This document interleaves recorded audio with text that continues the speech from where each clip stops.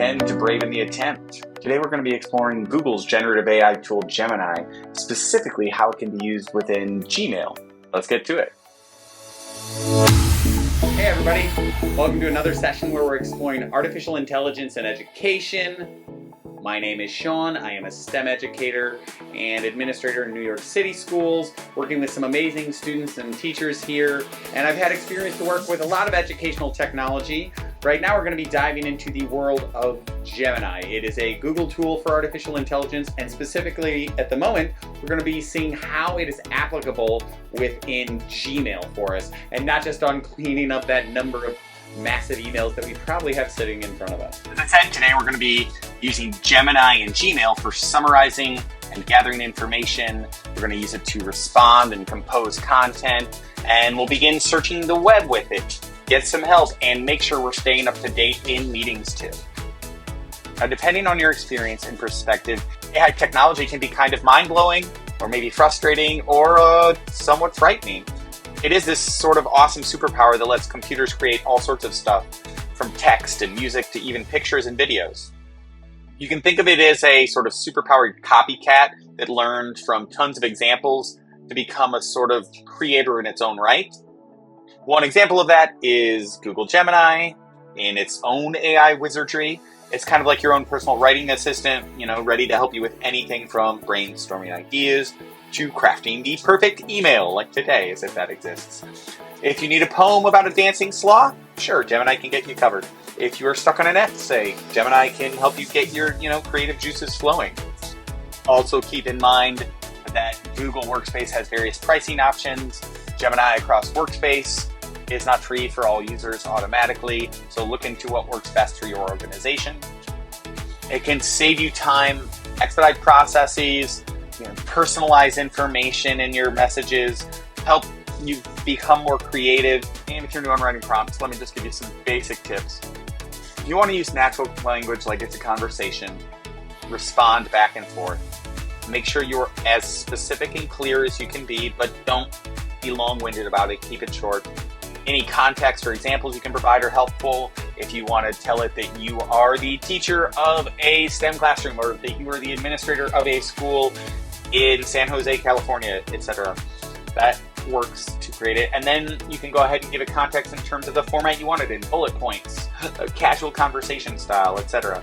And again, it is an iterative process, so if it doesn't work in generation the first time, go ahead and give it suggestions of how to fix the output. But again, just like with any powerful tool, there are some things you need to keep in mind.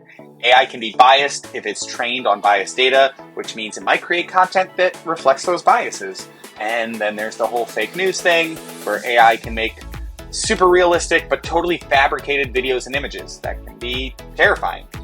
And even when it's not in serious topics of legal, medical, or political matters, Google will tell you themselves that Gemini features might suggest inaccurate or inappropriate information, so you can give feedback to improve Gemini's usefulness and safety. I highly recommend you do that, and we'll even show you ways to do so here. Keep in mind your conversations with Gemini and Gmail, they're not saved to Gemini activity. Deleting your Gemini and Gmail conversation history doesn't delete any information saved to your Gemini activity. If you want to learn how to delete your Gemini activity, you can dive into that with Google more broadly. But because it is part of Google's broader education suite, student information is protected. This is all why it's important to use AI responsibly and think critically about the information that it gives us. We need to be aware of its limitations and potential biases and use it as a tool to enhance our creativity, but not to replace it. So the next time you're writing something or feeling stuck, you can go ahead and give Gemini a try. Remember, it is just a tool though. The own magic of creativity will come from the person themselves. Before we get into Gemini for Gmail, let me just show you a little of what regular Gemini can do and how it functions. Here I'm creating some sci-fi trivia questions. I had it include images for each of them too, some fun answers. Hey, this is a game I can play with students at some point I want. So you see how it can very quickly and easily generate information based on previous work and even from searches from Google on the web. I think that's enough of an overview. Let's get into actually using Gemini in Gmail. Here I am in one of my Gmail accounts, not my main work one, but this should suffice. I think the first step, though, is to just go through accessing Gemini and some of the basic tools within it. This sort of star-looking button is how you will access Gemini in most places and spaces. You'll see it gives a couple of suggestions right off the bat to show unread emails or get some order details. Obviously, the X up here is for closing Gemini. If you want to get more details and more information, you can click the little 3 dots snowman sort of figure, and that'll give you more options. Within those options, you will be able to clear your history. You can get more suggestions. Let's get into creating some feedback about a draft. This is going to help Gemini become refined over time and give us better results. Gemini is constantly learning. If the draft we want is inaccurate, it doesn't look right, it doesn't look safe, we can go ahead and submit some feedback. Again, we have those thumbs up or thumbs down generally. If we choose that thumbs down especially, we can give some detailed feedback. When we're ready, we hit submit. After you've created content, you can copy the content, or you can send it straight into your document with a little arrow. You can retry a prompt with Google Search. You can check the source material, usually which emails it's referencing. When the prompt comes, you may want to go ahead and view more information, or go back and view less. If it is a good piece of output, let it know through the feedback options. You're likely already accustomed to the AI that helps you finish sentences and complete phrases in your email, but there is another way to access Gemini within your email too. If you click the magic wand down at the bottom of the email, you will be able to access a few suggestions from the email that you've already typed. Polishing will help you refine it by cleaning up the message. You can elaborate on it, make it longer, shorter, and Help Me Write will help you write something brand new. You can rate it and insert it whenever you're ready. Let's begin by uncluttering our email inbox by having it summarize our unread emails and prioritizing them based on what might need a more immediate response. Put that in the prompt. Now, if there's something specific you're looking for in your email, you can search for it here too. But okay, I see some important things I've got here. Microsoft, some other things about possibly needing to check some spreadsheets and update my password. But this is hard to read. Now I want it to summarize in bullet points the data in a specific document. Now I can get that conveniently in bullet point format. This saves me time from having to go through all those emails and figure out what they all say. Now I want it to summarize everything from a particular email chain. I'm going to get it from CSTA emails that I've had. And if there's any that will specifically support some robotics initiatives I'm working on with students. Nice, they've got some professional development opportunities. I see some other information with robotics programs I can reach out about. Now I just want a specific piece of information. When is the call for proposals for those CSTA emails? Okay, now I know exactly when I'm going to have to get my submissions in. Let's say I want to get caught up on all of my emails from someone in particular. Let's have it summarize my email threads with Sphero, right? I've got all the details there from that whole thread of emails that I can go through and just get only what I need. Now I wanted to look at those emails and create action items for me. What is I have to do? I don't just want the information. I want to know what I have to act on right now. And it can do that quickly. Of course, I can go ahead and copy those into another email or copy it into a document or some notes. Now I want to give it a time frame. How about all my Google Innovator emails from the past month? Lets me know about the new Google Innovator group that I can be a part of. How about when you get all those emails that are Google alerts? I want to know if there's anything in my Google alerts about AI and education specifically that I can focus on. Let's have it review those. Oh, there's a bunch of information in here about AI. All right, maybe I should check some of those out. And I can go to the sources if I want to, specifically. Now I just wanted to simplify that for me. I have a hard time understanding all that information. It can rewrite it for me. Real basic information, much shorter. How about even simpler, single conversational sentence? There we go. Now I know all about that novel effect newsletter and birthday details in one sentence. That's all I want. How about inside of documents? Well, I can go ahead and review my notes from a particular meeting, and I wanted to summarize it in a few conversational sentences that I am going to be able to share with my principal. Oh, all right, that works. I can send it right into the email, get it ready, maybe shift and change a few things, put it in my own voice and get it ready to go to the principal. How about I wanted to summarize some research that I want to share with some teachers? It can summarize that research document I have. I want it specifically in bullet points, and I want it to help prepare for a slide presentation I'm working on with another teacher. Oh, great. Now I've got all the data points, the most crucial ones I can share with that teacher. I don't have to deep dive into all of it except for the points I really, really want to explore. But I need an introduction to this email. So while I'm in the email, let's also have it write an introduction for me, let them know how I'm excited about our project together, and give me any suggestions I might need. Okay, this works. Obviously, there are no names involved because I didn't tell it that. I can have it refine it. Let's have it recreated. I'm not exactly happy with that one. Okay, this one looks better for me. I'm going to go ahead and insert it. Now, I didn't have the cursor in the right place, so it inserted it at the end. So I'm going to copy that and move it back to the top of my email, put in the teacher's name, put my name at the bottom, and it is ready to send. You should have a grasp now on how to save yourself time by summarizing emails and documents that you can go ahead and share.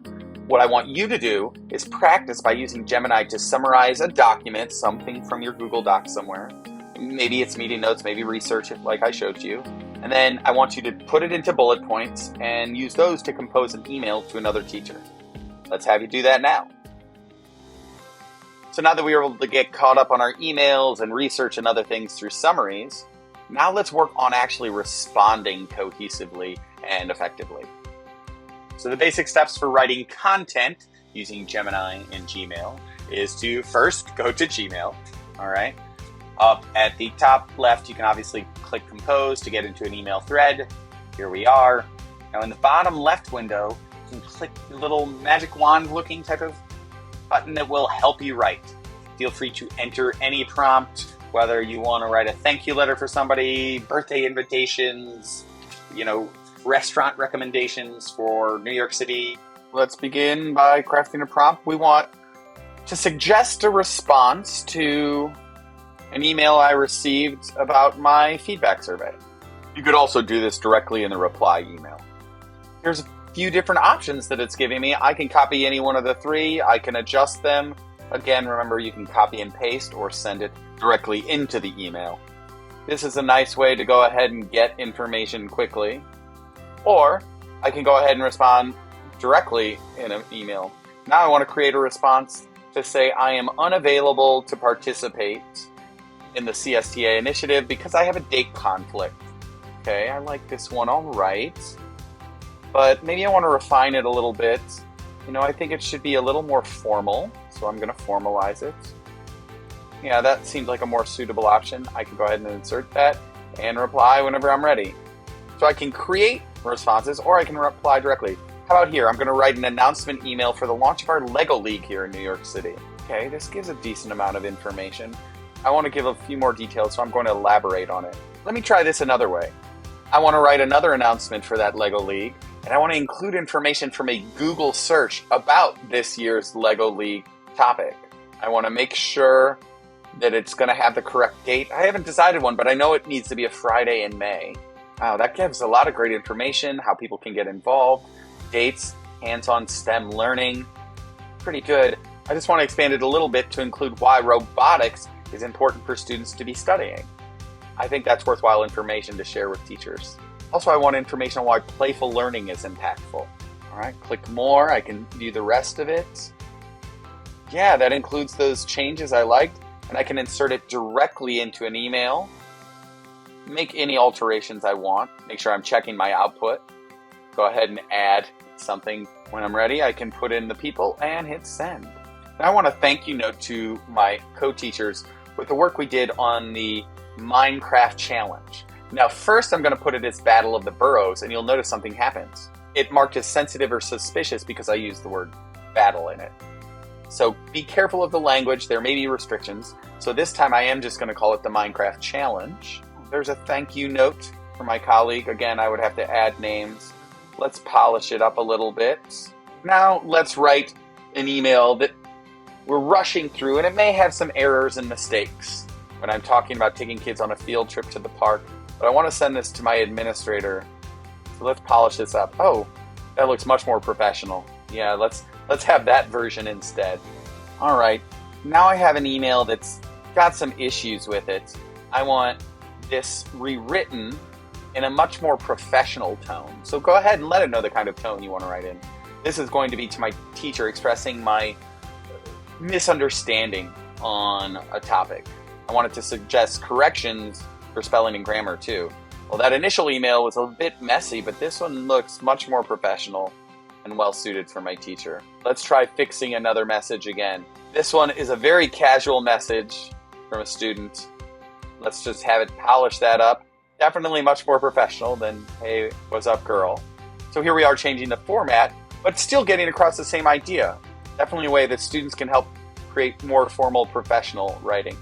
Now we're going to write an email to students announcing our upcoming field trip to Six Flags for the seniors. All right, this gives a lot of the details about Six Flags here in nearby New Jersey, but I want to change it and rewrite it so it sounds more fun. I want it to be adventurous for the students and teachers that are reading it. And I want some goofy jokes in it too. Remember, this is an iterative process. All right, I can import that right in. Oh, look, I got some jokes about the King Dakar and the stomach issues it might cause. That's a much more fun message. Now, from a leadership standpoint, as a principal, I want to write a beginning of the year message to teachers. I'm going to make sure it includes some important information like expectations, a structure for outreach, for support that they may need, and I definitely want an inspirational quote at the end. This feels like a fairly standard beginning of the year email. There it is from me, Principal Arnold. I got a quote from Nelson Mandela and all that other information. But now I want to rewrite it, including information on professional development we're having around the new Google Classroom features. Okay, yeah, and here's information on the professional development including. But I think better instead, I'm just going to let the teachers know, nah, never mind, we're not going to do all that. I'm just going to give you time to set up their rooms. That feels like a better administrative decision. Anytime a meeting can be an email, let's make it so. So I'm going to look back at how we review materials, and this one I'm going to have it review notes from a session. I want it to summarize it in 2 sentences on how to be an effective teacher, and it should be formatted in an email to my fellow teachers. Okay, that keeps it pretty brief. I like that. And a lot of these also include what you should put at the subject. Now we're creating a glowing review for a teacher. Or how about create an email that's an introduction about me, specifically Sean Arnold, and my work that I do in STEM and CS education here in New York City, to someone that I met at a conference. And I'd love to suggest that maybe we could do a podcast or work on a book together. I give the name of the person from the conference and what we would like to collaborate on, and it also automatically includes those names in here. This is a great quick way for me to send messages to contacts I've made in a professional learning event. Creating emails for all occasions. Now that you've seen how to generate content for your emails, I'd now like you to take on this second task of using Gemini to craft an email to a parent about an opportunity to participate or volunteer at some particular school event you've got in mind. Make sure to include details about the event, and I want you to refine it at least once in some manner. Make it exciting, make sure it'll draw parents' attention and help them want to participate. Now we're just going to look at how we can use Gemini in Gmail to get some extra help along with live event functionality. Here we are again in Google Gmail. You can use Gemini to find basic information in your emails too, like when your next flight is. Or maybe when another event like the CBE Mixer is coming up. How about when is the Train the Trainer event coming up? This goes into very old emails that I had. Let's see if it can find it. Yeah, these are from training events that I had back in 2014, and yet it was still able to find the details quickly. So you can find information across your emails fairly quickly and get answers to your questions. Like when are the ISTE submissions due? Now this only gives details from last year's ISTE because maybe I don't have information about the ones coming up later this month. How about when will my package arrive? Okay, this talks about a recent delivery I had from May, which is the last one that's in here.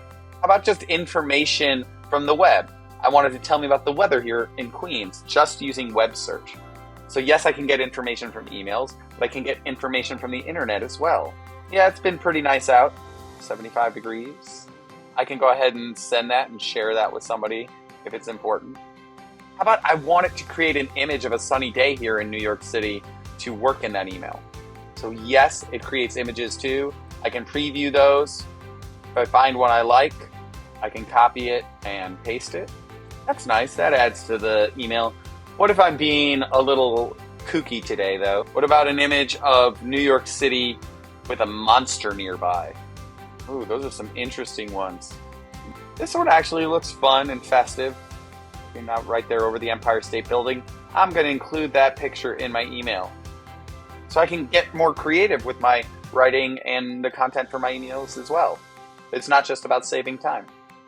I can also ask it general questions about Gmail, like where can I edit my email filters? And it gives me instructions on how to do it. That'll help clear out a lot of the spam quickly. Or can it explain how I can create a label to label certain emails to make it easier to go find them later? So whether it's getting general details from emails, information from the web along with images, or general answers to how-to questions in Gmail, I can go ahead and use Gemini to help me out. Gemini isn't currently available for chat, but I can use it for Google Meet at the moment. Let me just show you one way it works. Hey, I can head up here and take notes with Gemini. When I'm ready, I can start taking notes. So if I have a meeting of some sort, whatever we're discussing, say we're discussing the importance of artificial intelligence in education and how there's bias, and maybe also how we can look at different AI tools like School AI or Gemini or ChatGPT to use in our classrooms.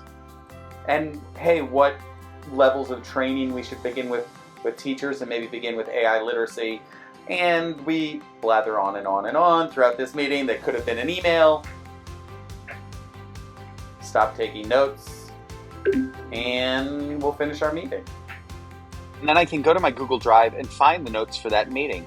Maybe I would even use those notes to be able to send a short email to folks later who weren't able to attend the meeting. I'm not going to go into the details of those notes because we know this wasn't a particularly intriguing meeting.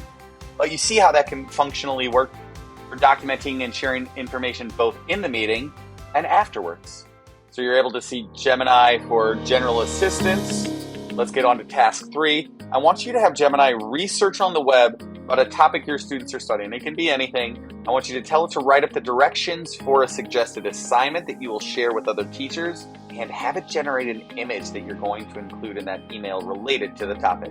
So I think it's pretty clear how Gemini can be a powerful tool for improving your workload, expediting processes for administration, teaching, etc. And whether it's in writing, in reviewing, in being creative, or just getting general help. But again, it is not a magic wand to make everything right. It is just a tool that we can use. We need to do so thoughtfully, we need to do so critically, and we need to really understand the implications of our works, its strengths, its limitations. But I think if we do that, we can harness the power of AI and support the learning and growth of our students and our educators. And I hope you had a wonderful time exploring and experimenting with it with me. Have a wonderful day.